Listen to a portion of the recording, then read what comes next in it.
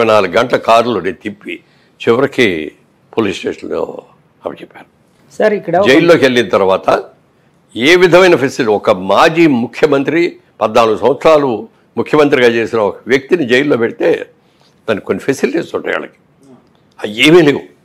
Fan కూడా లేదు, దోమలు అసలు ఏమి పడుకోవడానికి. హైకోర్టుకి వెళ్ళి తెచ్చుకున్నారు కదా సార్? తెచ్చుకున్నారు. ఆయన వేయలేదు కదా హైకోర్టు. అవును, హైకోర్టు వాళ్ళ డైరెక్షన్ లోనే అక్కడ మిగతావన్నీ వచ్చాయి. ప్రజలు వెళ్ళి అడిగితే దానికి హైకోర్టు నుంచి వచ్చిన తర్వాత అప్పుడు ఫ్యాన్లు అవి పెట్టి కూర్చోడానికి ఒక కుర్చీ, భోజనం చేయాలంటే అక్కడ కూర్చొని తినడానికి వచ్చిన టేబుల్, ఇలాంటివన్నీ చేశారు.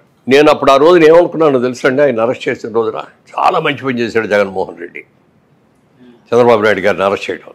అందరూ కూడా దీన్ని బెయిల్ తీసుకొని బయటికి రావాలి ఓ తాపత్రయపడతా అంటే నేను మనస్ఫూర్తిగా కోరుకుంది ఏంటో తెలుసా, కనీసం 2 నెలల్లో 3 నెలల్లో ఆయన జైల్లో ఉంటే మంచిది. సింపతి, ఎంత సింపతి పెరిగిందండి.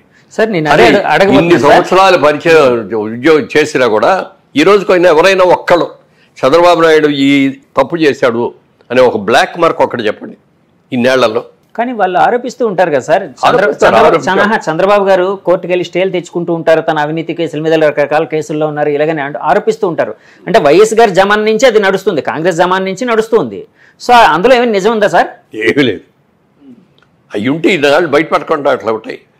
ఎవరైనా ఏదైనా దాయాలంటే 10 రోజులు దాస్తావు, 10 నెలలు దాస్తావు, 10 ఏళ్ళు దాస్తావు, కానీ ఇన్నేళ్ళు దాచలేదు కదా, ఎవరు దాచలేరు. ఓకే, అది అయిన తర్వాత విపరీతమైన సింపతి వచ్చేసింది జనంలో. చాలా మంది అనలిస్టులు ఒక మాట అన్నారు సార్, నేషనల్ అనలిస్టులు, ఈ ఎలక్షన్ మెయిన్ ఫ్యాక్టర్ ఏంటంటే చంద్రబాబు గారు జైలు ఉదంతం మెయిన్ ఫ్యాక్టర్గా ఎలక్షన్ డిసైడ్ చేయబోతుందని కూడా అన్నారండి. నిజమే కదా సార్? అది నిజమని భావిస్తారు? అదే కాదు, దానికంటే ఇంకా పెద్ద రిజల్ట్ ఉంటుంది. ఏంటి సార్? కొంతమంది ఎమ్మెల్యేలు, పేర్లు చెప్పను, కొంతమంది ఎమ్మెల్యేలు చంద్రబాబు నాయుడు గారి గురించి, చంద్రబాబు నాయుడు గారి కుటుంబం గురించి, చంద్రబాబు నాయుడు గారి పిల్లల గురించి ఎంత చండాలమైన మాటలు మాట్లాడారో చెప్పడానికి లేదు. నీతికి నిజాయితీకి పెద్ద పేరైన ఎన్టీఆర్ గారి కుమార్తె ఆవిడ మీద కూడా ఇది పెట్టారు. అవన్నీ పెట్టిన రోజు చంద్రబాబు నాయుడు గారు కళ్ళెమ్మ నీళ్లు పెట్టుకొని వచ్చాడు. రాజకీయ నాయకుడిగా నన్ను విమర్శించాలని నేను లెక్క చేయను, నా కుటుంబాన్ని, నా భార్యని, నా పిల్లల్ని కూడా అవమానించారని చెప్పి కళ్ళెమ్మ నీళ్లు పెట్టుకొని మళ్ళీ నేను ముఖ్యమంత్రిగా వచ్చాను, ఇక్కడ అడుగు పెడతా లేకపోతే పెట్టని చెప్పి వెళ్ళాడు. సార్, బాబు గారితో ఇంత క్లోజ్గా మీరు చాలా ఒక 40 ఏళ్ళు అనుబంధం కదండి, ఎప్పుడైనా ఆయన ఇలాగ కన్నీళ్లు పెట్టుకున్న సంఘటన కానీ ఇంటర్నల్ గా బాధపడిన సంఘటన కానీ ఎప్పుడు చూడలేదండి. ఎప్పుడు ఆయన కన్నీళ్ళు అంటే చాలా గుమ్మనంగా ఉండేవాడు.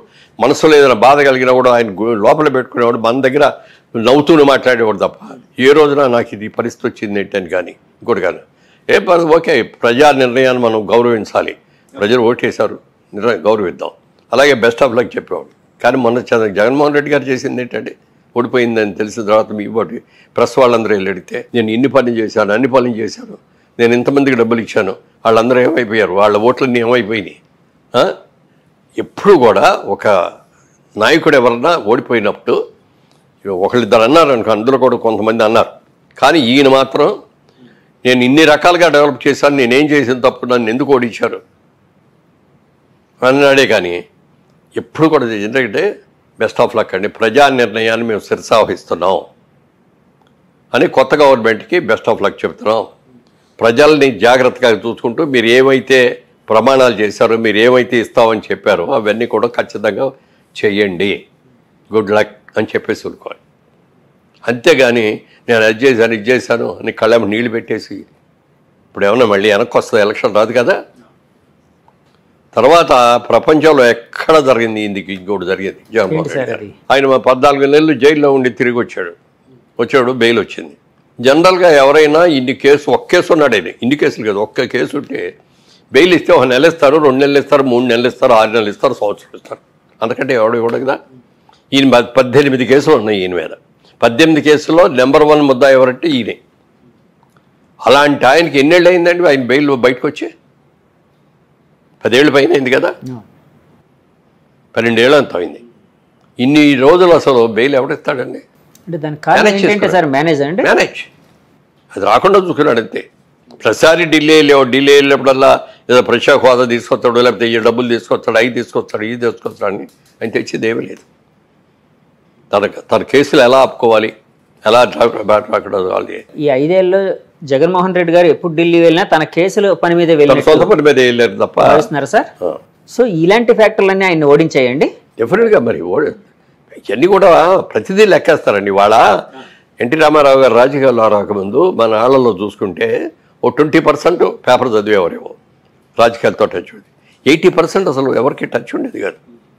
అలాంటిది ఎన్టీ రామారావు గారు వచ్చిన తర్వాత ప్రతి వాళ్ళకిలో ఒక చైతన్యం వచ్చింది. ప్రతి ఒక రోజు మైక్ తీసుకెళ్ళి పెట్టండి, కూలి పని చేసే వాళ్ళ దగ్గర కూడా ధారాళంగా మాట్లాడేసేస్తారు. లేదండి, నేను చాలాసార్లు వెళ్ళినప్పుడు అద్భుతంగా మాట్లాడుతున్నారు సార్. అద్భుతంగా మాట్లాడతారు. ఇద్దరు లేదు, రామారావు రాకముందు ఆ చైతన్యం లేదు ఎవరిలో. రాజకీయ చైతన్యం తీసుకొచ్చింది ప్రజల్లో, ముఖ్యంగా పేదవాళ్లలో ఎన్టీ రామారావు. ఆయన ఎంత నిజాయితీగా ఉన్నాడో అంత మించిన నిజాయితీతో చంద్రబాబు నాయుడు గారు కూడా ఉన్నారు. నందమూరి వారి కుటుంబం మీద కానీ, నందమూరి వారి పిల్లల్లో ఇప్పుడు బాలకృష్ణ గారిలో కానీ, చంద్రబాబు నాయుడులో కానీ ఏ రోజున ఏదైనా ఒక్క అవినీతి కేసు ఉందో ఒక్కడన్నా. గాలికి వెళ్ళే వాళ్ళు కేసులు పెట్టవచ్చు, నా మీద కూడా పెట్టవచ్చు. నాకు ఇంతవరకు నా మీద ఎప్పుడు ఏ విధమైన కేసులు లేవు. నీతిగా ఉన్నాం కాబట్టి, ఇన్నేళ్ళు బట్టి ఉన్నాం. రియల్ ఎస్టేట్లో ఉండి ఏమీ లేదు. ఇన్కమ్ ట్యాక్స్ డిపార్ట్మెంట్లో ఏ రోజున మాకు ఇది రాదు. అన్నీ కూడా పర్ఫెక్ట్గా కట్టేస్తాం మేము. అందుకని మేము మా మీదకి రావు. మరి అలాంటి ఆయన అన్ని కేసులు ఉన్న ఆయన ఇన్నేళ్ళు ఎలా ఉండగలిగాడండి? ఎలా మేనేజ్ చేశాడండి? ఏదైనా పాపం పడాలి, టైం రావాలి. ఇవాళ ప్రజలందరూ కూడా అది గుర్తించి అది తెలుసుకొని చేసిన తప్పులు తీసుకొని మనం యునానిమస్గా వెయ్యాలన్నారు. ఎలక్షన్ అయిన తర్వాత కూడా ఎవరు ఇంత మెజారిటీ వస్తాయని ఎవరూ ఊహించలేదు సార్. బాబు గారు ఏమైనా ఊహించారా సార్ ఇలాంటి మెజారిటీ? బయటపడ్డా ఆయన ఎప్పుడు అంటే మీతో, అంటే మీ నాయకులు మీతో కానీ గెలుస్తాం మనం అన్నారే తప్ప మనకి ఇంత మెజారిటీస్ వస్తాయి, ఇన్ని సీట్లు వస్తాయి అనేది ఎవ్వరూ అలా చెప్పిన ఏకైక వ్యక్తి కేకే. కేకే సర్వీస్. కిరణ్ ఎంత బాగా మరి ఇద్దరు తెలియదు కానండి, అతను కూడా కలుసుకోవాలని అనుకున్నాను. ఎంత బాగా చెప్పాడండి.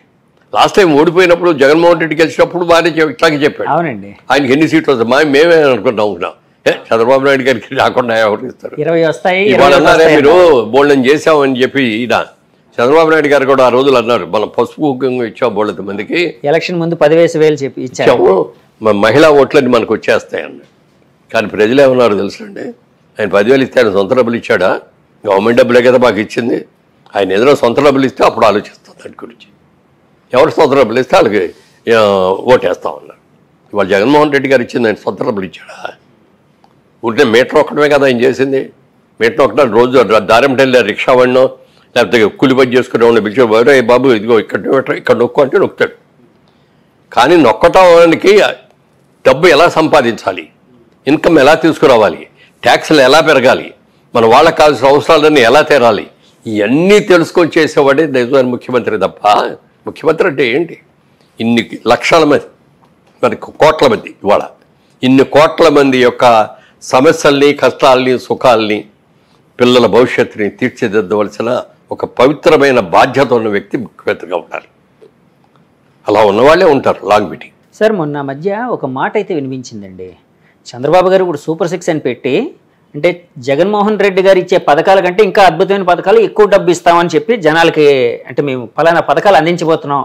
ఇప్పుడు పెన్షన్ అనుకోండి 4,000, ఇప్పుడు 3,000 ఎంత వస్తుంది వృద్ధులకి పెన్షన్, 4,000 ఇస్తామన్నారు బాబు గారు. ఏప్రిల్ మే నెల నుంచి ఇచ్చేస్తామన్నారు. సో ఇలా రకరకాల సూపర్ 6 అని పెట్టారు. చాలా ఎక్కువ వెల్ఫేర్ అనేది ప్రకటించారు. అప్పట్లో వైసీపీ నాయకులు ఒక మాట అనేవారండి, అంటే మేము జగన్మోహన్ రెడ్డి గారు ఇస్తూ ఉంటే చంద్రబాబు గారు ఈ ఆంధ్రప్రదేశ్ని ఒక శ్రీలంకలా చేస్తున్నారు, ఒక సోమాలియాలా చేస్తున్నారు అని చెప్పి విమర్శించేవారు బాబు గారు. అలాంటిది ఇప్పుడు ఆయన మాకంటే ఎక్కువ పథకాలు ఎలా ఇవ్వగలుగుతారు? అంటే ఆయన ఇప్పుడు ఇస్తే ఈ ఆంధ్రప్రదేశ్ శ్రీలంక అవదా, సోమాలియా కాదా, అంటే ఆర్థికంగా చితికిపోదా అని ఒక క్వశ్చన్ అడిగేవారండి. దానికి మీ సమాధానం ఏంటి? దాని సమాధానం, ఆయన ఇన్కమ్ ఎలా జనరేట్ చేయాలి అనేది ఆయనకి తెలిసినట్టుగా ఎవరికి తెలియదండి. మీరు చూస్తూ ఉండండి, 1 year తిరిగేటప్పుడు ఎన్ని కొత్త ఇన్స్టిట్యూషన్స్ వస్తాయి, కొత్త ఇండస్ట్రీస్ వస్తాయి. తర్వాత ఇంకోటి పెద్దది ఏంటంటే, ఇప్పుడు తెలంగాణ ఉందనుకోండి, హైదరాబాద్, సికింద్రాబాద్ ఉంది, వరంగల్ ఉంది, నిజామాబాద్ ఉంది, మంచి సిటీస్. ఏమంటే అదేవిధంగా చూసుకుంటే తమిళనాడులో చూసుకుంటే మెడ్రాస్ ఉంది, కోయంబత్తూరు ఉంది, సేలం ఉంది. కేరళ చూసుకుంటే ట్రివేంద్రం ఉంది, బ్రహ్మాండమైంది. మన కర్ణాటక పక్కన ఉన్న కర్ణాటక చూసుకుంటే వాళ్ళకి బెంగళూరు ఉంది, మైసూరు ఉంది. మనకి ఏముందండి? ఆంధ్రప్రదేశ్కి ఏముంది? ఒక సిటీ చెప్పండి. మీ నోటితో మీరు ఒక సిటీ చెప్పండి. హైదరాబాద్, మనకి ఆంధ్రప్రదేశ్లో ఏముంది? ప్రస్తుతానికి ఉన్న దాంట్లో అయితే విశాఖపట్నం ఒకటే అండి. విశాఖపట్నం కూడా, దాన్ని కూడా చంద్రబాబు నాయుడు గారే దానికి కంపెనీలు అయ్యింది తీసుకొచ్చి అక్కడ పెట్టించి ఎందుకంటే దానికి ఒక అద్భుతమైన సిటీ వైజాగ్ అనేది. రోడ్డును కూడా డెవలప్ చేసింది బాబు గారు అనుకుంటా. సముద్ర బొడ్డు బోల్డ్ అనేది ఆయనకి దాని మీద ఎన్ని ప్లాన్స్ ఉన్నాయో చెప్పడానికి లేదు. అవునా సార్? విశాఖపట్నం మీద ఉన్నాయండి? విశాఖపట్నం లాట్ ఆఫ్ అవునా? ఫార్మాసిటికల్ ఇండస్ట్రీస్ ఇప్పుడు బాగా ఉన్నాయి. అలాగే అక్కడ హార్బర్ మూలంగా హార్బర్ బాగా డెవలప్ చేసి ఇది చేస్తే ఇంకా అద్భుతమైన ఇతర దేశాలన్నింటికి కూడా ఇక్కడికి వచ్చి ఇక్కడ అన్లోడు లోడు చేసుకొని మళ్ళీ ఎవరు ఎక్కడికి వెళ్ళాలనేది ఇవన్నీ కూడా చేసే హబ్ లాగా, ఒక సెంట్రల్ హబ్ లాగా వైజాగం చేయడానికి కూడా అవకాశం ఉంది. ఎంతమంది లేబర్కి ఉద్యోగాలు వస్తాయో చెప్పడానికి లేదు. అవన్నీ చాలా ఉన్నాయి. వైజాగ్ని చేస్తాం. వైజాగ్ ఓకే ఒకటి. విజయవాడ సిటీయా బిజినెస్ సిటీ అంతే, ఏమి కాదు. గుంటూరు పంటలు మిర్చిన్ను పొగాకు ఆడితే అది. తెనాలి ఇంకా తక్కువ. మంగళగిరిలో ఏమీ లేవు. వీటన్నిటి కలిపి అమరావతిని క్యాపిటల్ చేసుకొని ఇదంతా కలిపి ఒక సిటీ చేయాలి. ఇది ఒక అద్భుతమైన సిటీ చేసి దీనికి కావాల్సిన వనరులన్నీ చేయాలి. బయట వాళ్ళ నుంచి, బయట దేశాల నుంచి, అతర రాష్ట్రాల నుంచి, మనకి తమిళనాడు నుంచి వస్తాయి లారీలు, బోల్డ్ వస్తాయి. ఈ లారీలన్నీ కూడా విజయవాడలోంచి వెళ్ళాలి. అలా కాకుండా మంగళగిరి దగ్గర నుంచి అవుటర్ రింగ్ రోడ్ ప్లాన్ చేశాడు. గన్నవరం ఎయిర్పోర్ట్ దగ్గరికి వెళ్ళి కలుస్తాయి. అసలు విజయవాడలో రావోయి.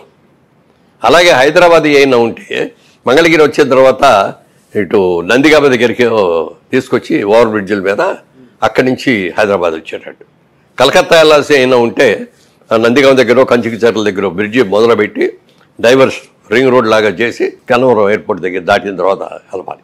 ఇవన్నీ కూడా పెట్టేస్తే ఏముందంటే సిటీలో ట్రాఫిక్ తగ్గుద్ది. అవునండి. ఈ కమర్షియల్ లారీస్ అన్నీ కూడా రావు. ఓన్లీ ఇంటర్నల్గా ఉండే కార్లు, ఇంటర్నల్గా ఉండే బస్సులే ఉంటాయి. ఇది దాంతో ఏదంటే మనకి ఇది కూడా బాగుంటుంది, వాతావరణం బాగుంటుంది, పొల్యూషన్ తక్కువ ఉంటుంది, ప్రమాణం. ఇవన్నీ ప్లాన్ చేశాడు ఆయన. తర్వాత మనకి పక్కనే కృష్ణా నది ఉండటం అనేది పెద్ద సెట్ అమరావతికి. మనకి ఏ స్టేట్స్కి అంత ఇది లేదు. ఇప్పుడు తమిళనాడులో చెన్నై ఉందంటే పక్కన సముద్రం ఉంది, కానీ సముద్రం వేరు, రివర్ వేరు. సముద్ర వాటర్ని మనం పెద్దగా ఉపయోగించుకోలేము. అంటే ఫిషింగ్ బిజినెస్లో అవి వస్తాయి, కానీ తాగునీటి అవసరాలకు పనికిరాదు. అలాగే పంటలకు కూడా పనికిరాదు.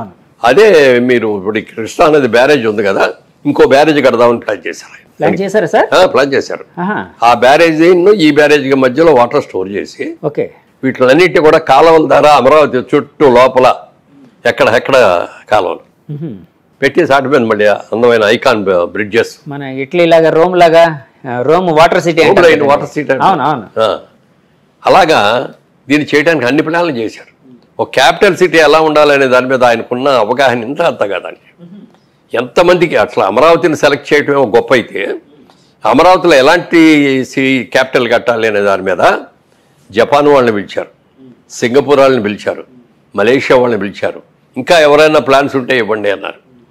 1 సంవత్సరం 1.5 years ప్లాన్స్ ఫైల్ చేయడానికి పడుతుంది. ఎప్పుడు కూడా ప్లాన్స్ తయారు చేసేటప్పుడు తప్పుగా తయారు చేస్తే ఆ తర్వాత మీరు ఎంత చేసినా ఉపయోగపడదు. అవునండి. ప్లానింగ్లో ఎక్కువ టైం తీసుకోవాలి. అంత ఎక్కువ టైం తీసుకున్నాడు, వాళ్ళందరూ సహకారం తీసుకుని బ్రహ్మాండమైన క్యాపిటల్ కట్టడానికి చేస్తే పాప అంతమంది రైతులు వాళ్ళు ఏమీ తీసుకోకుండా అన్ని ల్యాండ్లు ఇస్తే వాళ్ళందరినీ నానా కష్టాలు పెట్టేశారు. అమరావతి డెవలప్ చేస్తే చంద్రబాబు నాయుడికి పేరు వస్తుంది, కానీ నాకేం వస్తుంది అనుకున్నాడు.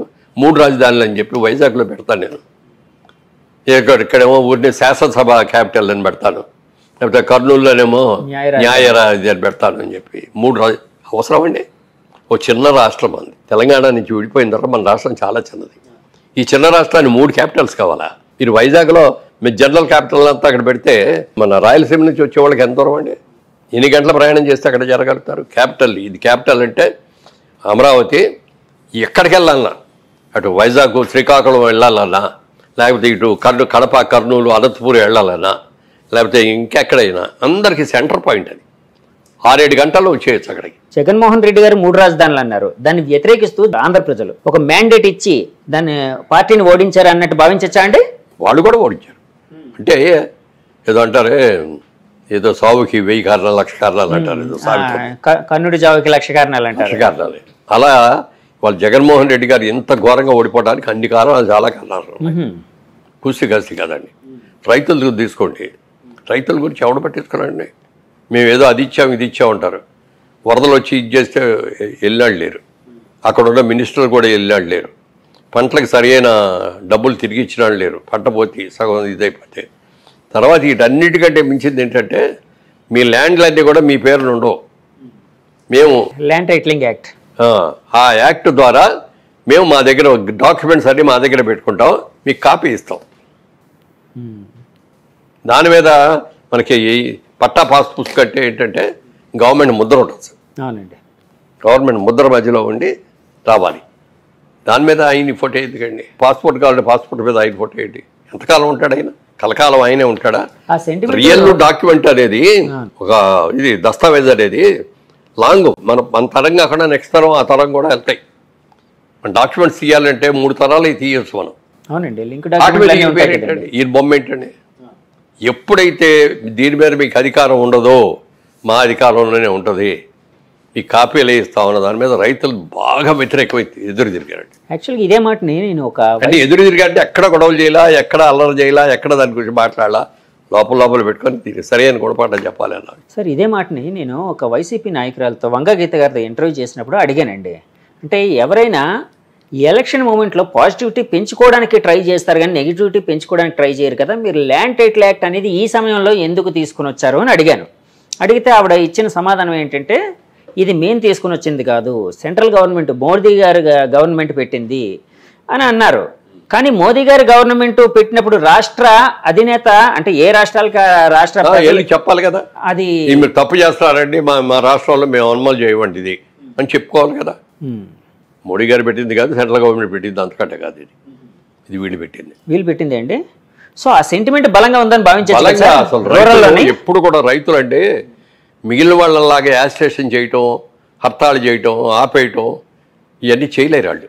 అయితే ఇంట్లో నుంచి పొలానికి వెళ్ళటం, పంట పండించుకొని తీసుకురావటం, సవ్యంగా పంట పడితే అది జాగ్రత్తగా. అమరావతిలో 4-5 ఏళ్ళుగా చేస్తున్నారు కదండి ఆయన యాజిటేషన్, అంటే మొత్తం అన్ని పక్కన పెట్టి కూడా అమరావతి రాజధాని రైతులు దాన్ని అంటే ఒక రకమైన సెంటిమెంటల్ దాంతో చేస్తున్నారు. ఎంత కడుపు మండిపోయింది వాళ్ళకి. మాకేంటి అసలు ఇది?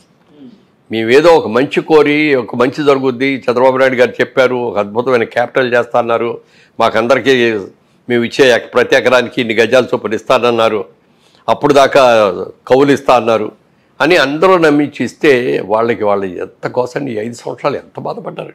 వాళ్ళు పట్టమే కాదు, వాళ్ళని చూసిన వాళ్ళకి నాలాంటి వాళ్ళకి కూడా ఎంతో బాధ కలిగింది. అంత చేసి ఏం కరబరా బాబు, తీసుకెళ్ళి క్యాపిటల్ ఎక్కడో పెడతారంటాడు. వాళ్ళు ఇచ్చిన ల్యాండ్లన్నీ కూడా ప్లాటింగ్ చేసి ఎవరెవరికో ఇచ్చేస్తానంటాడు, ఇళ్ల స్థలాలు. ఏంటది? మీరు ఇళ్ల స్థలాలు ప్లాట్లేసి అమ్ముకోవడం కోసం ఇచ్చుకోవడం కోసం ఇచ్చింది వాళ్ళు. ఒక క్యాపిటల్, ఒక అద్భుతమైన క్యాపిటల్ కడతారు. రేపు పొద్దున్న అసెంబ్లీ కట్టింది మా ఊరే అని, లేకపోతే ఇదిగో ఈ హైకోర్టు కట్టింది మా స్థలాలు మా పొలాల్లో అని ఎంత గర్వంగా చెప్పుకుంటారు వాళ్ళు. అలా చెప్పుకోవాలని మేమందరం కూడా వెళ్ళి చెప్పాం. ఇక్కడ క్యాపిటల్ చాలా అనుమానం, పెద్ద సిటీ ఇక్కడ కనుక చేసేటైతే పొద్దున్న మీ పొలాలన్నీ మీ అన్ని కూడా బంగారం అయిపోతాయి. మీరు వాళ్ళు ఇచ్చిన ప్రభుత్వానికి మీరు ఇచ్చామనుకున్న ల్యాండ్ది మీరు ఎక్స్పెక్ట్ చేసిన రైట్ కంటే 10 రెట్లు ఎక్కువ వస్తాయి. ఇక్కడ హైదరాబాద్లో ఎప్పుడన్నా ఊహించామండి ఈ రేట్లు? ఎలా వచ్చినాయి? ఇక్కడ క్యాపిటల్ వచ్చి మరి డెవలప్మెంట్ అంతా వచ్చి ఇన్స్టిట్యూషన్స్ అన్నీ వచ్చి ఎంత ఇచ్చింది. సంబంధించి ఏం చెప్తారు? అవి విచారణలో అంటే జ్యుడిషియల్ విచారణలో, కోర్టు విచారణలో అవన్నీ వీగిపోతాయని నమ్ముతున్నారా? ఇది అక్రమంగా అరెస్ట్ చేశారు. ఫస్ట్ది ఏంటంటే ఆయనకి అవినీతి చేయాలనుకుంటే ఆయన ఎప్పుడో చేసేవారు. 95 నుంచి 2003 వరకు ఆయన సీఎంగా ఉన్నారు. అప్పుడే ఆయన అవినీతి చేసి ఆయన కావాలంటే ఆయన హెరిటేజ్లో ఆ డబ్బులను తీసుకెళ్ళి హెరిటేజ్లో పడేసి హెరిటేజ్ని ఒకేసారి గ్రో చేసేవారు. ఆయన హెరిటేజ్ ఇప్పుడు చూడండి చాలా టైం పట్టింది గ్రో అవడానికి, ఎందుకంటే లీగల్గా మాయం చేస్తున్నారు బిజినెస్ అయితే స్టెప్ బై స్టెప్. ఎందుకంటే ఒకేసారి బిజినెస్ గ్రో అండి, ఇట్ టేక్ సమ్ డికేట్స్ చేసి పడితే ఎలా. So step by step grow చేసుకుంటా ఇప్పుడు బాగా స్టేబుల్ అయ్యారు. హెరిటేజ్ బాగా పేరు ప్రఖ్యాతి సంపాదించింది, బాగా బిజినెస్ గ్రో అయింది. నిజంగా మా కరప్షన్ చేయాలనుకుంటే ఎంతసేపు ఇంత ఎందుకండి హెరిటేజ్ ఎంత కష్టపడటం. అప్పుడే స్కామ్ చేస్తే ఒక 1000-2000 కోట్లు ఆ రోజునే హెరిటేజ్లో వేసేస్తే హెరిటేజ్ అప్పుడే గ్రో అయిపోయింది. కానీ ఆయన స్కామ్ చేయలేదు కాబట్టి హెరిటేజ్ గ్రో అవ్వలేదు. దానికే అదే ప్రూఫ్. ఎందుకంటే ఆయనకి ఇష్టం లేదు. నిజంగా కరప్షన్ చేసి ఆ దొంగతనం చేసి ఆ మనస్తత్వం ఏమైనా ఉంటే ఇమ్మీడియట్గా చేస్తారండి, మనుషులు ఆగరు. అప్పుడే కరప్షన్ చేశారు అప్పుడు 95లోనే. సో ఆయనకు అది లేదు, ఎందుకంటే ఆయనకి ఆ ఉద్దేశం లేదండి. అసలు మనస్తత్వం ఆయన నేను చూశాను కాబట్టి ఆ మనస్తత్వం లేదు. అంటే ఏదో నా మావయ్య అని చెప్పట్లేదు, అది జనంగా తెలుసు. 95 నుంచి 2003, 2014 నుంచి 2019 ఆయన ఏ విధంగా చేశారో అన్నీ మీకు అందరికి జనం అందరికి తెలుసు. ఇంకోటి అంటే మనం అరెస్ట్ చేసినప్పుడు ఇప్పుడు నేను నేరం చేస్తానండి, ఎఫ్ఐఆర్లో పేరు రాయాలి. ఆ నేరం ఏంటో ప్రూవ్ చేయాలి. ప్రూవ్ అంటే ఉంటుంది. ఎందుకంటే ఇప్పుడు మనం మాయ సీఎం అయినప్పుడు గవర్నమెంట్ ఆఫీస్లో సంతకాలు కానీ దాంతో పేపర్స్ రికార్డ్స్ అన్నీ ఉంటాయండి. ఆ రికార్డ్స్ ముఖ్యమంత్రి నుంచి వెళ్ళిపోయిన తర్వాత కూడా వచ్చే నెక్స్ట్ ముఖ్యమంత్రి కూడా అవన్నీ ప్రూఫ్స్ ఉంటాయండి. దాన్ని ట్యాంపర్ చేయలేదు. సో ఈ ప్రూఫ్స్ అని బయటపెట్టచ్చు. అందులో ప్రూఫ్స్ చూపించారని చూపలేదు, ఎందుకంటే ప్రూఫ్స్ లేవు కాబట్టి. వాళ్ళ అక్కడ ఆఫీస్లో ఉంటాయని ఇష్టం ఉంటే ఫైల్ గిప్పటాలు ఉండవు. ఎందుకంటే చాలా ఇంపార్టెంట్ అది స్కిల్ డెవలప్మెంట్ కేసు. అది ఇంకా ట్యాంపర్ ఇదండి ప్రూఫ్స్. అది ఇంకా పెద్ద నేరం అవుతుంది. సో వాళ్ళు ఎఫ్ఐఆర్లు పేయలేదు, ప్రూఫ్స్ లేవు. 36 నిందితుడు 37 ఇది ఎందుకుంటండి దాని కింద అక్యూస్డ్ కింద పెట్టారు. దాంతో గవర్నర్ సంతకలేదు. Without governor, without FIR how can arrest him? ఏదో లేదండి, అరెస్ట్ చేసేద్దాం, జైలు వేసేద్దాం. ఆయన వాళ్ళకి తెలుసు ఇక్కడేం కరప్షన్ జరలా, ఆయన కేసు ఇరికిద్దాం అని చెప్పి ప్లాన్ చేసి ఆయన జైలు బాగా సక్సీడ్ అయ్యారు ఆ విషయంలో. ఇది లాస్ని అతిక్రమించి అబ్యూస్ చేసి జైలు వేసేసారు. తర్వాత ఏదో ఇరికిచ్చాలని చూశారు. సో ఆయన చేయలేదు కాబట్టి లక్కీగా బయటపడారు. ఇంకో ఇంపార్టెంట్ విషయం చెప్పాలనుకుంటాను. ఏమన్నారంటే 358 కోట్లు స్కామ్ చేసిందన్నారు. తర్వాత మళ్ళీ వచ్చేమో జడ్జి అడిగితే మళ్ళీ ఒకసారి జడ్జి చెప్తే 358 అన్నారు. మళ్ళీ వస్తే 27 కోట్లు అన్నారు. వాళ్ళకి ఇది లేదు, క్లారిటీ లేదు. ఇంకోటి ఏంటంటే 27 కోట్ల స్కామ్ అంటే అది ఎవరైనా అవుతారండి. అంటే రూపాయిగా స్కామ్ చేసినా స్కామే. నేను ఆ డబ్బులు గుంజట్లేదు, కానీ కామన్ సెన్స్గా ఆలోచిస్తే చంద్రబాబు మాయ ఇక్కడ హెరిటేజ్లో 100 కోట్లు సంపాదిస్తున్నారు. ఆయనకి ఎందుకండి ఈ అంటే 27 కోట్ల స్కాము? మామూలు కూడా అంటే మన మిడిల్ క్లాస్ వాళ్ళు ఈ మధ్య అపార్ట్మెంట్స్ కల్చర్ చాలా హెట్ వస్తున్నాయి, విలాస్ కడుతున్నారు. సో చాలామంది ఏం చేస్తున్నారంటే రియల్ ఎస్టేట్ పనులు చేస్తున్నారండి. రియల్ ఎస్టేట్గా డబ్బులు వేయటం, అందులో పెట్టుబడి పెట్టడం, ఇన్వెస్ట్ చేయటం, ఇవన్నీ చేసి ఈజీగా 50-60 కోట్లు 40-50 25 అలా సంపాదిస్తున్నారు. సో మాయాకి తలుచుకుంటే రియల్ ఎస్టేట్ పెట్టుకుంటే ఆయనకి ఎంతో 100 కోట్లు వస్తాయి. ఈ 27 కోట్లకి ఎందుకండి స్కామ్? మాయ అంత పెద్ద ముఖ్యమంత్రి, 14 సంవత్సరాలు ముఖ్యమంత్రి, అపోజిషన్ లీడర్, అంత పేరు పెకెత్తులోనే ఎందుకు ఈ 27 కోట్ల కోసం స్కామ్ అని చేస్తారండి చంద్రబాబు నాయుడు గారు? చేస్తే 10,000 20,000 చేయాలి. సో ఇవన్నీ బేస్లెస్ అండి. ఏదో బురద జలాలి, ఆయన నాశనం చేయాలి. ఇంకోటంటే వచ్చే ఎలక్షన్స్లో చంద్రబాబు నాయుడు ఉండకూడదు, వన్ సైడ్గా రిగ్గింగ్ చేయాలి. లోకేష్ని గారు అరెస్ట్ చేయాలని చూశారు. అందరినీ వేసేస్తే జైల్లో లీడర్స్ ఉండరు, బాలకృష్ణ ఒకరే మిగిలిపోతారు, ఒక సైడ్ రిగ్గింగ్ చేస్తే అయిపోతుంది అని చెప్పి ప్లాన్ చేశారు. అది వాళ్ళకి బెడేసి కొట్టింది. సో ఇది అక్రమంగా అరెస్ట్. దీనికి ఖండిస్తున్నాను. యాక్చువల్లీ ఇది న్యాయం గెలిచి ఆయన బయటకు వచ్చారు. అదండి. సో ఆయన ప్లాన్ ఆఫ్ యాక్షన్ ఎలా ఉండబోతోంది అంటే నెక్స్ట్ ఎలక్షన్స్ సంబంధించి మీ యొక్క ప్రెడిక్షన్ ఏంటి? ఆయన ప్లాన్ ఏంటంటే జనం కోసం పోరాడుతున్నారు. Very good Maya. And next plan ఏంటంటే ఏముందంటే జనం ఆంధ్ర రాష్ట్రం అభివృద్ధి చెందాలంటే చంద్రబాబు నాయుడు గెలిపించాలి. సో అది జనం చేతిలో ఉంది. ఓకే, ప్లాన్ ఏముందండి జనం పోరాటం అంటే జనం చేతిలో ఉందన్నారు. అంటే జనం గెలిపిస్తారని నమ్మకం ఉందా? ఎస్ ఉందండి, తప్పకుండా గెలిపించాలి. మళ్ళీ ఆయన చేతిలో ఉంది. తెలుగుదేశం పార్టీకి పవన్ కళ్యాణ్ గారు కూడా సపోర్ట్గా వచ్చారు. పొత్తు కూడా ఉంది. నెక్స్ట్ ఎలక్షన్స్లో ఉండబోతుంది అనుకుంటారు. అవును, పోతుందండి. పవన్ కళ్యాణ్ గారు మంచివాళ్ళు, అదే మంచి కోసం పవన్ కళ్యాణ్ గారితో కలవటం అనేది టీడీపీకి ఏ మేరకు లాభం చేకూర్చుందని మీరు అనుకుంటున్నారు? అంటే టీడీపీ సొంత క్యాడర్ ఉందండి, సొంతంగా వెళ్ళినా గెలుస్తాం. వేరే పార్టీలు కూడా మంచి కోసం వస్తే పొత్తు పెట్టుకుంటామండి, వాళ్ళు కొంచెం సీట్లు ఇస్తాం. ఇప్పుడు నిజంగా చెప్పుకుంటే టీడీపీ ఇప్పుడు సొంతంగా వెళ్ళినా గెలుస్తుంది. కానీ పవన్ కళ్యాణ్ గారు సపోర్ట్ చేస్తాను జనం కోసం, ఆయన గారు పాలిటిక్స్లో వచ్చారు, నా పార్టీ గారు ఉండాలి అని చెప్పి ఉద్దేశంతో ఆయన ముందుకు వస్తున్నారు. అండి అదే చంద్రబాబు నాయుడు గారు జైల్లో ఉండటం వల్ల అప్పుడు సంక్షోభ స్థితిలో సపోర్ట్గా వచ్చారు. అవును చెప్పండి, దట్స్ వెరీ గుడ్ అండి. సంక్షేమ దృష్టిలో మంచి వ్యక్తి కోసం, మంచి చేసిన వ్యక్తులు కష్టకాలంలో ఉన్నప్పుడు ఆయన నేనున్నాను మీకు అండగా అని చెప్పి ముందుకు వచ్చారు.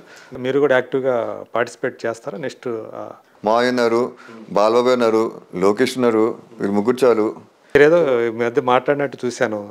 అంటే ఫస్ట్ ఇప్పుడు చంద్రబాబు నాయుడు గారు ముఖ్యమంత్రి అవుతారు, తర్వాత ఆయన తర్వాత బాలకృష్ణ గారు, ఆ తర్వాత నారా లోకేష్. నిజమేనా అది? అంతే కదండి. ఇప్పుడు నెక్స్ట్ చంద్రబాబు తర్వాత బాలబాబు సీనియర్ బాలబాబాయ్ తర్వాత లోకేష్. ఎస్, వాళ్ళ సమర్థవంత నాయకులు.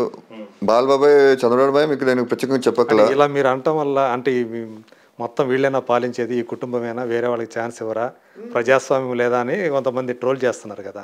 లేదు, ఎందుకు లేదు. మనం చూడండి, మన తెలుగుదేశం పార్టీ ప్రెసిడెంట్ని ఆంధ్ర సైడ్ని మన వాళ్ళు ఎర్రమనాయుడు బ్రదర్ని అచ్చెన్నాయుడు గారిని చేశారు. అచ్చెన్నాయుడు గారు చేశారు, అంతకుముందు ఇంకా చేశారండి. సో అలా కాదండి. జనం ఇప్పుడు వేరే వాళ్ళు న్యూట్రల్ వాళ్ళైనా పెట్టమన్నా పెడతామండి. అదనేది జనం ఎవరిని కోరుకుంటే, ఇప్పుడు ఫ్యామిలీ కాకుండా ఇంకా ఇంకో వ్యక్తి అతను జనం బలం ఉంటే తప్పకుండా తెలుగుదేశం పార్టీ లోకేష్ బాలబాబు కాకపోయినా న్యూట్రల్ వ్యక్తి కూడా ఆలోచిస్తారు. చంద్రబాబు బాలబాబు లోకేష్. అంటే బాలయ్య బాబు గారు కూడా ఆలోచన ఉందా, ఆసక్తి ఉందా, సీఎం కావాలన్న ఆసక్తి ఏమైనా ఉందా? అంటే పార్టీ కోసం, ప్రజల కోసం ఆయనకి చాలా ఉందండి. అంటే కష్టాలు ఉంటే తప్పకుండా నేను చేస్తాను, నేను పార్టీకి అవసరం ఉంటే తప్పకుండా చేస్తానని అది ఆయనకు ఉంది. అది ఆయనకి ప్లస్ ఆయనకి అవగాహన చాలా ఉంది ప్రజల సమస్య మీద. అంతే, నాలెడ్జ్ ఉంది బాగా. ఆయనకి అవకాశం రాలేదు, వస్తే మాత్రం ఆయనకి బయట పెడతారైనా. సో దాంతోనే మనం అందరూ ఆశ్చర్యపోతాం. బాగానే ఉంది, మనం ఏదో అనుకుంటున్నాం కానీ లోక పరిజ్ఞానం చాలా ఉంది, రాజకీయ పరిజ్ఞానం చాలా ఉంది అని అనుకుంటారు. మీరు అందరూ అనుకుంటారు. చాలా అన్స్టాపబుల్ షోస్ తోటే చాలా మంది తెలుస్తుంది ఆయనకున్న నాలెడ్జి. అవును, ఇప్పుడు అంటే ఆయన ఎప్పుడు దాకా అది బయట పెట్టే అవకాశం ఆయనకు రాలేదు. ఈ అన్స్టాపబుల్ తోటి బయట పెడుతున్నారు ఆయన. చాలా విషయాల మీద ఆయనకి మంచి అవగాహన ఉంది, తెలుస్తూ ఉంది. అవును, ఆయన 82 నుంచి పార్టీలో పార్టీ చాలా యాక్టివ్గా ఉంటున్నారు. ప్రతిసారి క్యాంపెయిన్ చేస్తున్నారు, అక్కడ ప్రజల సమస్యలు తెలుసుకుంటున్నారు. అండ్ అక్కడ నాయకులు ఎవరు, ఏంటి, ఏం చేస్తున్నారు, బాగా పని చేస్తున్నారా లేదా ఇవన్నీ బాగా తెలుసుకుంటున్నారండి. Is taking the feedback. Actually ఒక లోకల్ లీడర్స్ మాట్లాడి వీళ్ళు ఎలా పనిచేస్తున్నారు, ఇక్కడ ఎలా ఉంది పార్టీ బలం, ఎలా ఉంది, ప్రజల సమస్యలు ఎలా ఉన్నాయి, ఏంటి అని అడిగి తెలుసుకుంటున్నారు. యాక్చువల్లీ బాగా తెలుసుకుంటారు. నేను అది పరిజ్ఞానం ఉంది. బాలబాబు లోకేష్ గారు బాగా ఇప్పుడు పాదయాత్ర చేసి మంచి పేరు సంపాదించుకున్నాడు. యువకులం అన్ని రోజులు పాదయాత్ర అంటే మళ్ళీ ఇప్పుడు స్టార్ట్ చేస్తాడు. సో అండ్ స్పీచ్లు, మాస్ టైప్ స్పీచ్లు అది అద్దరు కొడుతున్నాడు. మంచిగా రఫ్గా గడ్డం పెంచుకుని రియల్ మాస్ హీరో అయినా అద్దరు కొడుతున్నాడు బాగా. సో అతనికి పరిపాలన బాగా అవగాహన ఉంది. ఆయన ఐటీ మినిస్టర్గా ఉన్నప్పుడు, పంచాయతీ శాఖ మినిస్టర్గా చేసినప్పుడు బాగా అద్భుతంగా చేశారు. ఆయన వెళ్ళి దేశ విదేశాలు వెళ్ళి ఐటీ కంపెనీస్ని ఇక్కడ రప్పించడం. దాని తర్వాత అదే కాకుండా ఇంకా మన సిమెంట్ రోడ్లు, ఎన్నో వేల కిలోమీటర్లు సిమెంట్ రోడ్డు ఇప్పించారండి రాష్ట్రంలో లోకేష్. సో ఏ మంత్రి చేయని పని ఆయన చేశారు. సో అది దాని తర్వాత ఎల్ఈడి లైట్స్, ఇలా అన్ని విధాలుగా డెవలప్మెంట్. సో ఆయన కూడా అర్హుడు అంటారా? గ్యారంటీ ఆ పదవికి. ఆయన ఇప్పుడే కదండి, నగదు బదిలీ పథకం ఆయన అదులోనే స్టార్ట్ అయింది. యాక్చువల్లీ అతనే ఆలోచనతో మళ్ళీ మా ఐడియా చేయలేదు కానీ విదేశాలన్నీ తిరిగి ఈ పథకం మంచిదా కాదని చెప్పి విశ్లేషించుకుని వచ్చి వాళ్ళ నాన్నకి ఇది డైరెక్ట్గా వాళ్ళంటే మధ్యలో మధ్యవర్తులు డబ్బులు తినేస్తారు, దళారులు. సో వాళ్ళకి డైరెక్ట్ కాలర్స్ అంటే ప్రజలు నష్టపోరు, గవర్నమెంట్ నష్టపోదు, డైరెక్ట్గా వాళ్ళకే లాభం చేకూరుతుందని చెప్పి ఆ నగదు బదిలీ కోసం మాయకి చెప్పడం జరిగింది. దాంతో ఆ పథకం తీసుకొచ్చారు. సో అది అలా ఆయనకి డెడికేషన్ ఉందండి. తండ్రి తరహాలో ఆయన కూడా ఒక విజన్ ఉంది, విజన్ ఉంది. ఇది లేకపోతే ఎందుకంటే హ్యాపీగా కూర్చోవచ్చు, హెడ్ చూసుకోవచ్చు, చక్కగా మన మదర్ ఉంది, సపోర్ట్ చేస్తారు. ఎందుకు పాలిటిక్స్? అంతకుముందు ఎప్పుడు భువనేశ్వర్ గారు కూడా ఇట్లా రాలా, ఆమె కూడా ఈ మధ్యకాలంలో బయటకు వచ్చి అంటే భర్త కష్టాలు ఉన్నప్పుడు ఒక భార్య బయటకు రావాలండి. సో తన కర్తవ్యం నిర్వహించడానికి నా భర్తకి అన్యాయం జరిగింది, నేను బయటకు రావాలని చెప్పి ఉద్దేశంతో ఇంకా తప్పని పరిస్థితిలో రావాల్సి వచ్చింది. సో ఆయన నిజానికి చంద్రబాబు నాయుడు గారు జైల్లో ఉన్న ఈ 52 రోజుల్లో మీ కుటుంబం అంతా ఎలా, అంటే దాన్ని ఎలా తీసుకుంది అసలు? అంటే మీరు ఇబ్బందులు పడ్డారా? మీకు అందరూ అంటే మీ అందరూ కూడా మీ కుటుంబం అంతా కలవటానికి అదేమైనా దోహదం చేసిందా? అంటే ఒకరికొకరు మోరల్ సపోర్ట్ చేసుకోవడానికి, నిలబడటానికి. అవునండి. అంటే కుటుంబం మామూలుగా సుఖం మన సంతోషంగా ఉన్నప్పుడు మేము జనరల్గా కలుస్తూ ఉంటాండి. ఈ ఫెస్టివల్స్ అప్పుడు ముఖ్యంగా దీపావళి ఎప్పుడు కలుస్తూ ఉంటాం. చక్కగా ఫోన్లో మాట్లాడుతాం. మనం సుఖంలో ఉన్నప్పుడు కాదు, కష్టంలో ఉన్నప్పుడు కలిసిమెలిసి ఉండాలన్నప్పుడు దిస్ ఫస్ట్ బాగా పెద్ద క్రైసిస్ అండి మనకి. ఓకే. అప్పుడు నా లక్ష్మీ పార్టీ అప్పుడు వచ్చింది. తర్వాత పెద్ద క్రైసిస్ అంటే ఇదే అండి. తీసుకెళ్ళి మా ఆయన జైల్లో పడేయడం అనేది అందరు షాక్ అయ్యారు. అసలు అందరూ అప్సెట్ అయిపోయారు, డిసప్పాయింట్ అయిపోయారు. అంతే కదండి. అసలు మనకి అంటే ఎప్పుడు అలవాట్లేదండి మాకు ఈ అరెస్టులు, ఈ క్రిమినల్ పాలిటిక్స్, హత్యలు చేపించడం, మర్డర్లు చేపించడం, బాంబులు, ఇవన్నీ జైలు, కోర్టులు. మా ఫ్యామిలీకి అది అలవాట్లేదండి. మీరు చూస్తుంటే నారా నందమూరి ఫ్యామిలీ కూడా అసలు ఎప్పుడు ఇలాంటి పనులు చేయము. ఆ వాతావరణం అలవాట్లేదు. అది క్రిమినల్ ఫ్యామిలీకి అలవాటు. జైలుకి వెళ్ళటం, రావటం, బెయిల్ మీద రావటం, ఇవన్నీ అలవాటు. మాకు అలవాట్లేదు. సో ఇవన్నీ చూసి ఏంటి మా ఏంటి జైల్లో ఉంటాం ఏంటి, అసలు ఏం నేరం చేస్తే ఓకే అండి. ఎస్, కరప్షన్ చేస్తే తీసుకెళ్ళి టీఆర్లో జైలు పడండి, ఇక్కడ కాదు. టీఆర్లో జైలు పడినా ఎవరేం అనుకోరు.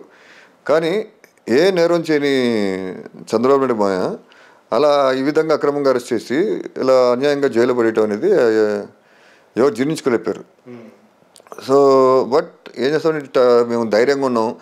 రాజమండ్రికి వెళ్ళాము. నేనే వెళ్ళాను రాజమండ్రికి, మా వైఫ్ తీసుకుని. విజయవాడకి వెళ్ళాను ఫస్ట్ టైం అరెస్ట్ అయినప్పుడు. అరెస్ట్ అయిన రోజునే 9th. ఆ రోజున ఈవినింగే కార్ వేసుకుని విజయవాడకి వెళ్ళిపోయాను నేను. ఆ రోజున లేట్ 10:30 అయిపోయింది వెళ్ళేసరికి. నెక్స్ట్ డే మార్నింగ్ అక్కడే ఉన్నాను. బెయిల్ వస్తుంది అనుకున్నా, రాలేదు. మళ్ళీ ఒక 10 రోజుల తర్వాత మళ్ళీ నేను రాజమండ్రికి వెళ్ళాను. తర్వాత అక్కడ 4 రోజులు ఉన్నాను. మళ్ళీ తర్వాత బెయిల్ వచ్చింది, అప్పుడు వచ్చాము. సో ఆ కష్టకాలంలో ఫ్యామిలీ అందరూ వచ్చి సపోర్ట్గా ఉన్నారండి. మేమంతా ఉన్నాం. నేను కూడా చెప్పాను మా అత్తకి, భువనేశ్వరికి, మేమంతా ఉన్నాం అత్త, అండగా ఉన్నాం. ఏమైనా అవసరం ఉంటే నాకు చెప్పండి, నేను ముందుకు వస్తాను అత్త అని చెప్పడం జరిగింది. బ్రహ్మణికి చెప్పడం జరిగింది.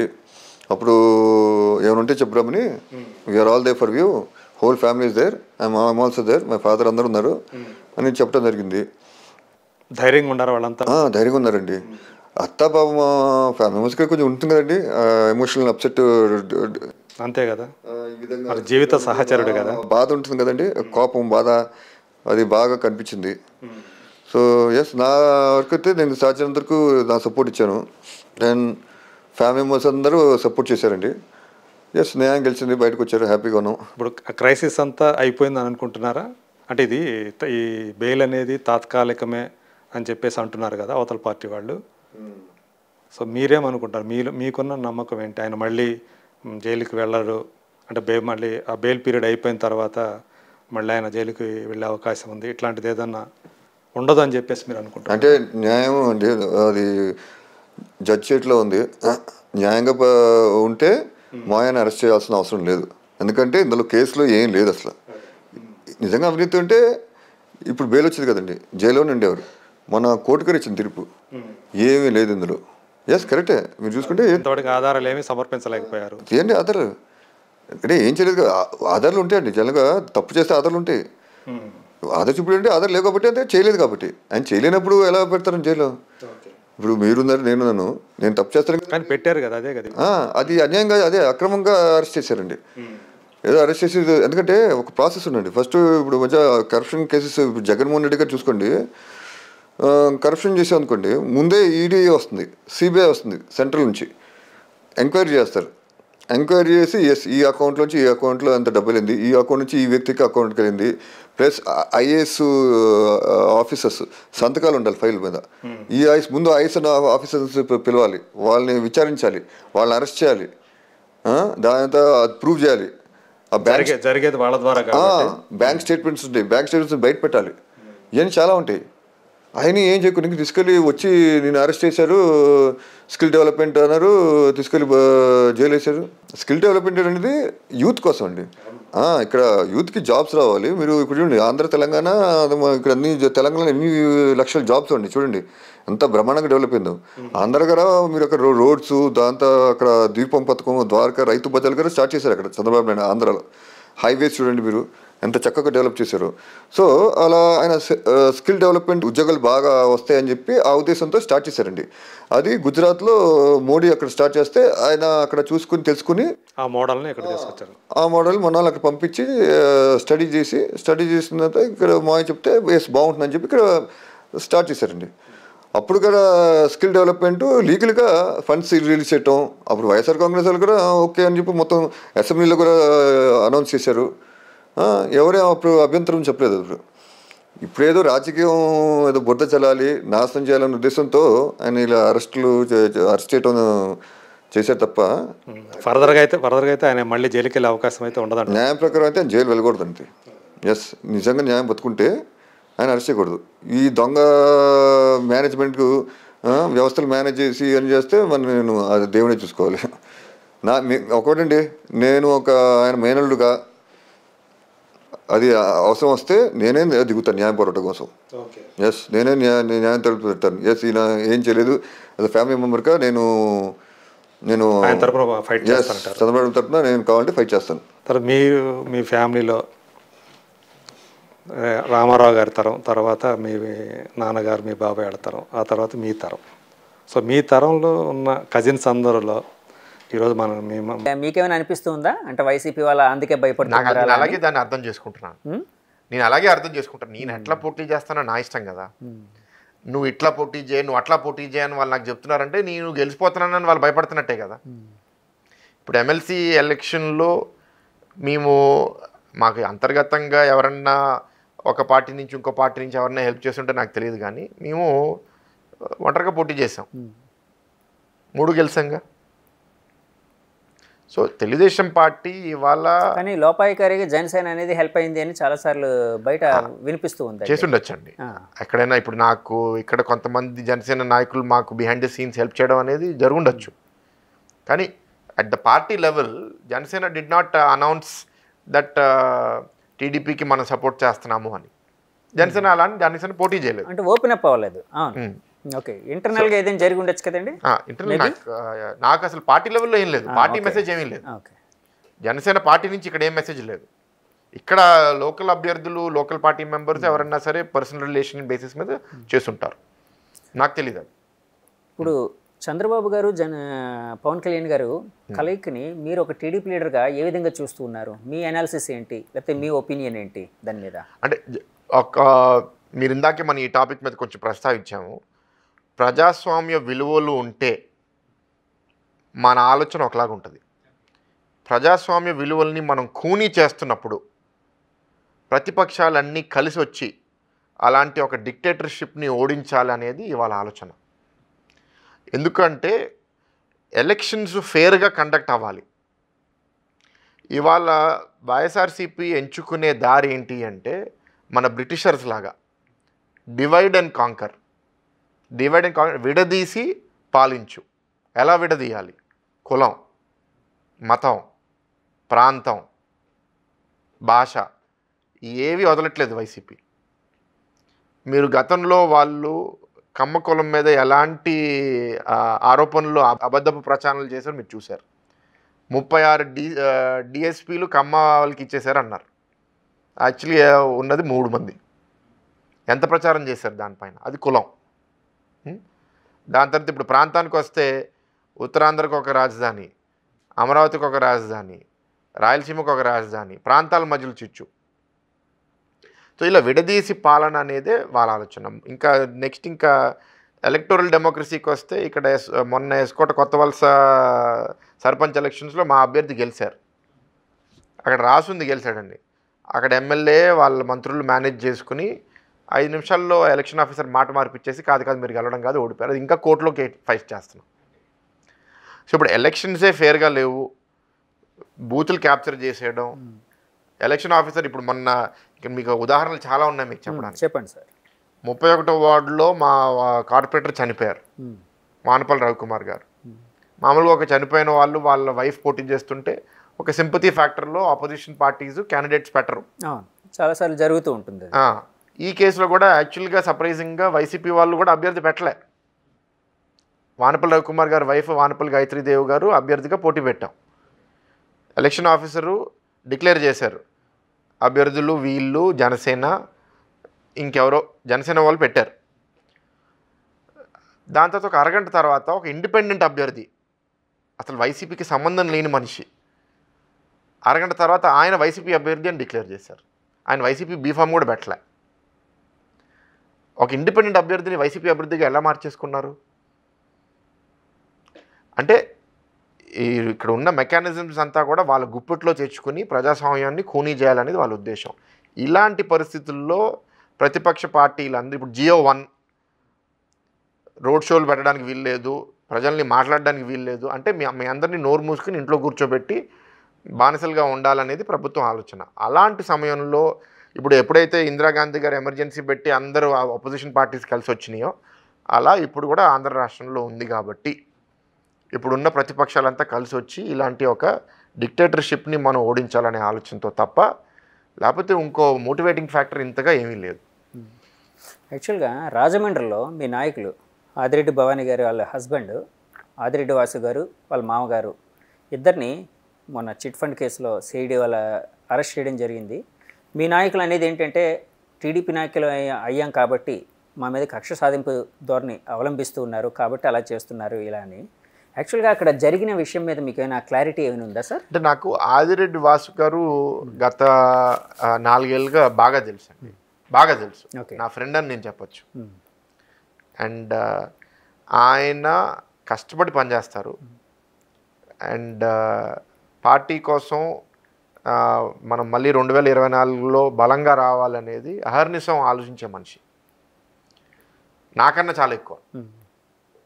అండ్ ఆయన ఎంత యాక్టివ్గా ఉంటారు. ఇప్పుడు ఆయన ఎమ్మెల్యే కాకపోయినా ఒక టీడీపీ స్టేట్ లీడర్ అవ్వడం వల్ల ఆ నియోజకవర్గంలో రాష్ట్ర వ్యాప్తంగా అనేక విషయాల మీద ఆయన పనిచేస్తున్నారు. ఇప్పుడు రాజమండ్రిలో మానాడు పెట్టాం. ఆర్గనైజేషన్లో ఆదిరెడ్డి వాసు గారు ఒక కీలక పాత్ర వహించబోతున్నారు. సో దాన్ని డిస్టర్బ్ చేయాలని చెప్పి వాళ్ళని ఏమైనా అరెస్ట్ చేశారని మీరు భావిస్తున్నారా? అదొకటి అయ్యుండొచ్చు కదా, భావిస్తున్నారు లేదా అని. అంటే నా భావన ఇప్పుడు సపోజ్ వాళ్ళు చిట్ ఫండ్ మీద ఏదో లోపం ఉందని అంటారండి. వాస్తవంగా ఇవాళ నేను 100% మీకు చెప్తున్నాను, భారతదేశంలో లేకపోతే ఆంధ్ర రాష్ట్రంలో ఒక లోపం లేని వ్యాపారం అనేది ఒక్కటి కూడా లేదు, ఒక్కటి కూడా లేదు. మీరు ఇప్పుడు ప్రభుత్వానికి సంబంధించిన సంస్థలే చెప్పండి, మీరు సాక్షి వాళ్ళకి కూడా 100 లోపాలు ఉంటాయి. లోపాల వల్లే నేను యాక్షన్ తీసుకుంటున్నాను అంటే అందరి మీద తీసుకోండి. ఓకే, నీకు నచ్చని వాడి మీద నువ్వు టార్గెట్ చేసి ఆ ప్రత్యేకంగా ఒకటి మీద తీసుకుంటే దాన్ని టార్గెటింగ్ అనే అంటారు. మీకు న్యాయబద్ధంగా మీరు సమాజాన్ని నడపాలని మీరు అనుకుంటే అందరినీ సమానంగా చూడండి, తప్పు చేసే వాళ్ళందరినీ చూడండి. ఇప్పుడు తప్పులు ఉన్నాయి. ఒక నాయకుడు ఆలోచన ఎలా ఉండాలంటే ఇవాళ నా రాష్ట్రంలో 1000 కంపెనీలు ఉన్నాయి, అందరిలో తప్పులు ఉన్నాయి, మంచి దారిలో ఎట్లా తీసుకెళ్ళాలి, వాళ్ళని ఎలా తీర్చిదిద్దాలి. ఆర్థిక నేరగాలు లేకపోతే జనాల్ని ముంచేసే వాళ్ళు ఉంటారు కొందరు, ఫ్రాడ్స్టర్స్. ఎవరు ఫ్రాడ్స్టర్ ఎవరు కాదో అందరికీ తెలుసండి. ఇప్పుడు రాజమండ్రిలోనో లేకపోతే ఆ చుట్టుపక్కల ప్రాంతాల్లో వాళ్ళు ఫ్రాడ్స్టర్స్ అంటే అది ఎప్పుడో బయటకు వచ్చేది. వాళ్ళు ఫ్రాడ్స్టర్ని ఇప్పటిదాకా ఒక్కసారి కూడా నేను వినలేదు. వాళ్ళు బాగానే చేస్తున్నారు వాళ్ళ వ్యాపారాలు. వాళ్ళు రాజకీయాల మీద సంపాదించకూడదు కాబట్టి మనం సొంత కాలం మీద నిలబడి వ్యాపారం నడుపుకుంటున్నారు, దాని నుంచి రాజకీయం మీద ఖర్చు పెడుతున్నారు. ఏదో ఒక బిజినెస్లో ఏదో ఒక లోపం ఉంది అని కారణంతో మీరు వాళ్ళు జైల్లో 2 వారాలు వేయించారు అంటే అది ఎంత దుర్మార్గం, చాలా అన్యాయం. సార్ ఇప్పుడు మార్గదర్శి మీద దాడులు ఏవైతే ఉన్నాయో సిఐడి దాడులు, యాక్చువల్గా దాన్ని ఏ విధంగా చూస్తారు మీరు? అంటే ఒక ఈనాడు అనేది వాళ్ళకి గవర్నమెంట్కి వ్యతిరేకంగా రాస్తుందని చెప్పి వాళ్ళు చేస్తున్నారని మార్గదర్శి వాళ్ళు కానీ ఈనాడు వాళ్ళు కానీ అంటూ ఉన్నారు. నిజంగా అందులో లోపాలు ఉన్నాయి అంటే వాళ్ళు అనుకోకుండా ప్రజల నుంచి కలెక్ట్ చేసిన డబ్బు ఏదైతే ఉందో చిట్ ఫండ్స్ చట్టం ప్రకారం కాకుండా ఇప్పుడు కంపెనీ చట్టం ప్రకారం వాళ్ళు చేశారు, అది కరెక్ట్ కాదు ఇలానే వీళ్ళు చెప్తూ ఉన్నారు. ఇదే అంటున్నానండి నేను. అవగాహన ఉన్న వాళ్ళు మీరు ఆంధ్ర రాష్ట్రంలో తెలంగాణలో మీరు ఎవరిని అడిగినా సరే ఈనాడు ప్రభుత్వ వ్యతిరేకంగా రాస్తుంది కాబట్టి టార్గెట్ చేస్తున్నారని ఎవరన్నా అంటారు, అవగాహన ఉన్నవాళ్ళు. అవగాహన లేని వాళ్ళ గురించి పక్కన పెట్టండి. ఇందాకే అన్న లోపాలు లేకుండా ఏ వ్యాపారం లేదు. మీరు లోపాలని మీరు ఎలా సరిదిద్దుకోవాలో చెప్పాలి తప్ప జైల్లో వేసి లేకపోతే ఒక పేషెంట్ బెడ్లో ఉన్న ఒక పెద్ద ఆయన్ని కూడా మీరు అలా ఇంట్రిగేట్ చేసి ఆ ఫోటోలు లీక్ చేసి ఆయన పర్సనల్గా కించపరచడం అనేది బాధాకరం. తప్పులు ఉన్నాయా 40 ఏళ్ళ 50 ఏళ్ళ జర్నీలో ఎక్కడో తప్పులు ఉన్నాయా అంటే ప్రతి ఒక్కరి జర్నీలో ఇప్పుడు గీతంలో తప్పులు ఉన్నాయి, నేనేదో చేస్తున్నా నా దాంట్లో కూడా తప్పులు ఉంటాయి. నేను దురుద్దేశంతో చేశానా లేకపోతే నా దగ్గర ఉన్న ఎంప్లాయీస్ని చీట్ చేయడానికి చేశానా, నాతో పెట్టుబడిదారులు చీట్ చేయడం కాదు. అసలు నిజంగా ఆ బుద్ధి ఆయనకు ఉండుంటే ఇన్నేళ్ళు ఆయన ఉండేవారు కాదు. నిజంగా ఆయన మీద నమ్మకం లేకపోతే ఇంతమంది మార్గదర్శకులు డబ్బులు పెట్టేవారు కాదు. నిజంగా ఆయన మీద నమ్మకం లేకపోతే ఎవరు ఈనాడు పేపర్ చదివేవారు కాదు. ఆయన్ని ఆర్థిక నేరగాడు ఈ దేశం నుంచి విడిచిపెట్టి పారిపోయిన విజయ్ మాల్యా గారితో పోల్చడం ఎలా అనిపిస్తూ ఉంటుందండి? హాస్యంగా ఉంటుంది, ఇంకెట్లా ఉంటుంది, హాస్యంగా ఉంటుంది. ఈ రామోజీరావు గారిని విజయ్ మాల్యా గారు లాగా నిజంగా చేస్తారేమో, లేకపోతే ఒక సహారా గ్రూప్ లాగా చేస్తారేమో కాబట్టి మేము ముందే యాక్షన్ తీసుకుంటున్నాం అంటే వాళ్ళ అన్న పాయింట్ మనం లాజికల్గా ఆలోచిద్దాం. నిజంగా రామోజీరావు గారికి అన్ని లోపాలు ఉంటే, నిజంగా ఆయన ఫ్రాడ్ చేస్తుంటే అంత ఆ లెవెల్లో వాళ్ళ అన్నంత ఇలాంటి ఒక మూర్ఖపు ప్రభుత్వం ఉందని ఆయనకి బాగా తెలుసు కదా. మాకన్నా అందరికన్నా ఆయనకే బాగా తెలుసు కదా. ఎందుకంటే ఆయనకి ప్రతి గ్రామంలో ప్రతి మండలంలో ఆయనకి న్యూస్ రిపోర్టర్స్ ఉన్నారు. ఏమేమి అన్యాయాలు జరుగుతున్నాయి అనేది మా అందరికన్నా ఆయనకే తెలుసు కదా. అలాంటి ఒక మూర్ఖ ప్రభుత్వం ఎందుకు పెట్టుకుంటాడు ఆయన? విజయ్ మాల్యా లాంటి మనిషి ఆయన అయ్యి ఉంటే ఆయన డే 1 ప్రభుత్వం మారిపోయిన వెంటనే నీకేం కావాలంటే అది రాసి పెడతాను నేను న్యూస్ పేపర్లో, నన్నైతే ఏది చేయొద్దని అడుగుతారు కదా. మరి ఎందుకు మాట్లాడుతున్నారు వాళ్ళకి వ్యతిరేకంగా? అది గమనించాలి అందరూ. నాకు నిజంగా అన్ని లోపాలు ఉండి నేను ఫ్రాడ్స్టర్ అయ్యాను అనుకోండి, నేను ఎందుకు గొడవ పెట్టుకుంటా? కానీ బయట ప్రత్యర్థులు విమర్శించేది ఏంటంటే సార్, రామోజీరావు గారికి చంద్రబాబు గారికి సన్నిహిత సంబంధాలు ఉన్నాయి, ఇప్పుడు నేను పవర్లో లేం కదండి, కాబట్టే ప్రభుత్వాన్ని విమర్శిస్తూ ఉన్నారు, చంద్రబాబు గారికి బెనిఫిట్ చేయడానికి ట్రై చేస్తున్నారు. నాకు మిత్రత్వం ఉందని మీరు అంటున్నారు, సరే ఉంది అనుకుందాం, నాకన్నా గొప్ప కాదు కదా. ఇప్పుడు మీరు నా ఫ్రెండు, నేను మీకు హెల్ప్ చేయాలి, నన్ను చంపుకోను కదా. నేను బలంగా ఉంటేనే కదా నేను మీకు హెల్ప్ చేసేది. నేను నన్ను చంపుకునే అంత ఎందుకు చేసుకుంటా? ఇక్కడ ఒక తేడా ఉంది, అందరు అర్థం చేసుకోవాలి. Sakshi is owned by the ruling party leader. Eenadu is not owned by me. నాకేం దాంట్లో వాటా లేదు. అంటే చంద్రబాబు నాయుడు గారికి ఎలాంటి పార్ట్నర్షిప్ లేదని మీరు చెప్తున్నారు. ఎక్కడ ప్రూఫ్ ఉందా?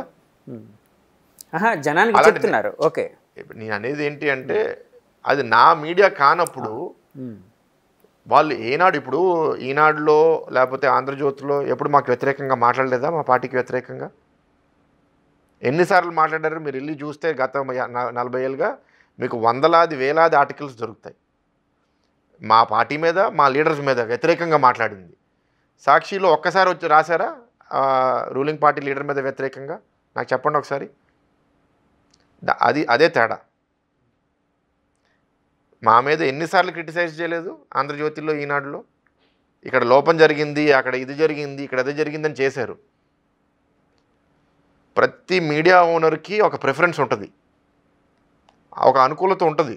ఇప్పుడు తెలుగుదేశం పార్టీ వస్తే రాష్ట్రానికి మంచిదని వాళ్ళకి ఆలోచన ఉంటే కొంతవరకు అనుకూలంగా రావడంలో కొన్ని పేపర్స్ ఉంటాయి. చిన్న పేపర్లు ఎక్కువ అనుకూలంగా రాస్తాయి, పెద్ద పేపర్లు తక్కువ. ఎందుకంటే అందరూ రీడ్ చేయాలనే ఉద్దేశంతో వాళ్ళు న్యూట్రల్గా ఉండడానికి ట్రై చేస్తారు. సో మమ్మల్ని తిట్టిన పార్టీ అంటే అన్నిసార్లు తిడుతుందని అనట్లేదు, కానీ కొన్నిసార్లు అన్నా మమ్మల్ని తిట్టారుగా. సాక్షి ఒక్కసారన్నా తిట్టిందా వాళ్ళని? లేకపోతే ఇవాళ రూలింగ్ పార్టీకి కొన్ని న్యూస్ పేపర్స్ కొన్ని టీవీ ఛానల్స్ గత 3-4 ఏళ్ళుగా సపోర్ట్ చేస్తున్నారు. వాళ్ళు ఎలా సపోర్ట్ చేస్తున్నారు చూడండి. ఎప్పుడైనా సరే మనం అందరు గమనించాల్సింది ఏంటంటే సమాజంలో పవరు డబ్బులు ఎవరి దగ్గర ఉంటారో వాళ్ళే మీడియాని కంట్రోల్ చేస్తారు. పవరు డబ్బులు లేకుండా మీడియా కంట్రోల్ చేయడం లేకపోతే ఇంకేదో కంట్రోల్ చేయడం అనేది చాలా కష్టమైన విషయం. ఇప్పుడు ఏ న్యూస్ పేపర్ అన్నా సరే ప్రభుత్వ అడ్వర్టైజ్మెంట్స్ మీద ఆధారపడే సంస్థ. ఇప్పుడు ప్రభుత్వానికి వ్యతిరేకంగా రాస్తే ప్రభుత్వ అడ్వర్టైజ్మెంట్స్ ఆగిపోతాయి. సో ఎందుకు అంత రిస్క్ తీసుకుంటారు? న్యూస్ టీవీ ఛానల్స్ అన్నా రిస్క్ తీసుకున్నారంటే సిద్ధాంతపరంగా ఒప్పుకోపోవడం వల్ల తప్ప ఇంకోటి లేదు కదా. వాళ్ళు దాన్నే హైలైట్ చేస్తున్నారు సార్. ఇప్పుడు మీరు అన్నట్టు ఆ 2 పేపర్లు ఆంధ్రజ్యోతి కానీ ఈనాడు కానీ ఇన్ని రిస్కులు తీసుకొని కూడా టీడీపీకి సపోర్ట్ చేస్తున్నాయి అంటే వాళ్ళతో సన్నిహిత సంబంధం ఉన్నాయి, లేకపోతే చంద్రబాబు గారికి సంబంధించిన పత్రికలు అవి అన్నట్టు వాళ్ళు డైరెక్ట్గా చెప్తున్నారు కదా. అదే అంటున్నాను కదా ఇందాక మీరు అడిగిన ప్రశ్న ఏంటి, వాళ్ళొక కోణము వాళ్ళొక వ్యూహం వాళ్ళు తీసుకుంటున్నారు. వాళ్ళు సపోజ్ వాళ్ళు నా చంచాజో లేకపోతే నా ఫాలోవర్సో లేకపోతే నా న్యూస్ పేపర్ అనుకుంటే నాకు వ్యతిరేకంగా ఎందుకు రాస్తున్నారు అని అడుగుతున్నాను నేను. దానికి జవాబు ఉందా? ఇప్పుడు వాళ్ళు 10 ఆర్టికల్స్ నా మీద రాస్తే దాంట్లో 8 పొగిడినా 2 తిడుతున్నారు. ఆ 2 కూడా ఎందుకు రాస్తున్నారు అంటున్నాను నేను. రాయకూడదు కదా అసలు నాలో ఏ లోపమో చూపించకూడదు, నన్ను ఉట్టి డప్పు కొడతా ఉండాలి. ఇప్పుడు మొన్న ఇది చాలా ఇంట్రెస్టింగ్, కీరవాణి గారికి ఆస్కర్ అవార్డు వచ్చింది. ఆస్కర్ అవార్డు వచ్చినప్పుడు ఆయన మాట్లాడుతూ బతికితే ఒకరోజు రామోజీరావు గారు లాగా బతకాలని చెప్పాడు ఆయన. ఇప్పుడు సాక్షిలో ఆ క్లిప్ ప్లే చేసినప్పుడు ఆ పాట కట్ చేసేసి ప్లే చేశారు.